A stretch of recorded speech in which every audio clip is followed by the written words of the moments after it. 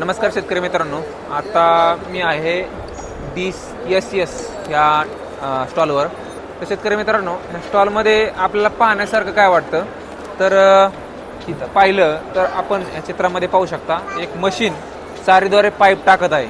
तर याचं कार्य काय आहे तर कार्य महत्त्वाचं म्हणजे जी जमीन चिखल किंवा रेताळ आहे, ज्या ठिकाणी पाण्याची दलदल आपण म्हणतो कायमस्वरूपी पाणी असतं, तर अशा ठिकाणी हे पाईप टाकण्याचं काम चालू असतं. आणि तो पाईप म्हणजे हा पाईप आहे, त्याच्यावरून एक कापडी आवरण येतं आणि ह्याद्वारे आपल्या शेतातून पाईप टाकून ते पाणी बाहेर काढून नेलं जातं, जेणेकरून ती जमीन आपल्याला एक पाण्यापासून म्हणजे जे आपण म्हणतो दलदलयुक्त जमीन ती आपण सुपीक बनवू शकतो. अशा पद्धतीचं हे मशीन आहे, तुम्ही समोर व्हिडिओमध्ये पाहू शकता.